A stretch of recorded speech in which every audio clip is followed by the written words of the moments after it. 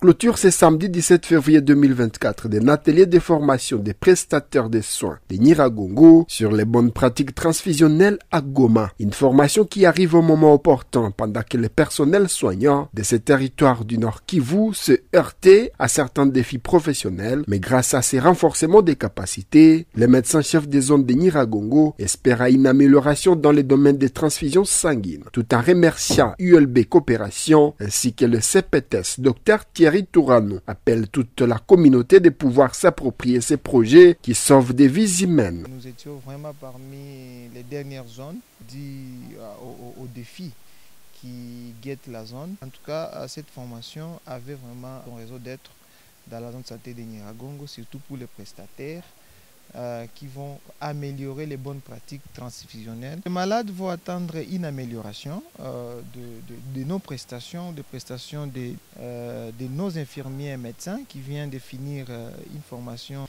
Mais aussi, il y a une partie communautaire que nous avons initiée avant que cette formation puisse commencer pour que la communauté puisse s'approprier les activités de transfusion sanguine. Donner le sang, c'est sauver une vie. Et tout celui qui a vraiment les soucis de pouvoir sauver une vie doit donner le sang. Parce que nul ne peut être exclu comme donneur si du moins les examens préalables ont montré qu'il est vraiment candidat potentiel pour donner le sang. Et ici aussi l'occasion de remercier surtout ILB Coopération qui est vraiment une organisation qui a pensé aussi à la zone de Nyiragongo dans l'amélioration de la qualité des soins via le projet Paris qui est dans la zone de santé de Nyiragongo et Karisimbi, mais aussi à l'AFD qui est le bailleur de fonds. Merci au CPTS, je dirais individuellement à Dr Liliane Bouiza qui a aussi pensé pouvoir initier cette formation pour relever les défis des transfusions sanguines. Satisfaits de la formation, les médecins ainsi que les infirmiers qui ont passé 7 jours de formation précisent qu'ils seront toujours prêts à répondre correctement aux besoins des malades sans aucune difficulté car toutes les matières apprises ont été assimilées avec succès. Nous espérons que les prestataires qui sont ici présents vont devoir restituer la formation aux autres prestataires qui sont restés au niveau des fossats.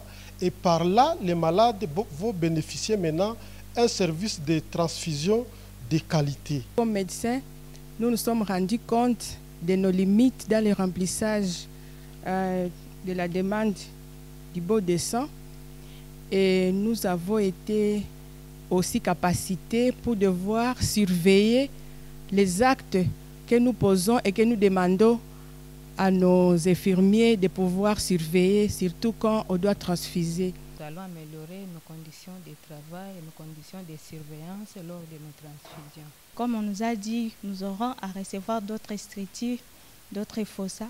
Nous disons seulement qu'ils sont les bienvenus et par rapport à toutes les recommandations qu'ils nous ont données dans notre structure, nous allons nous efforcer de les réaliser. Ce qui a été dit ici par les cliniciens, il faut avoir confiance aux techniciens. On ne vous trompe pas, on donne des nomiers. On donne des nomiers.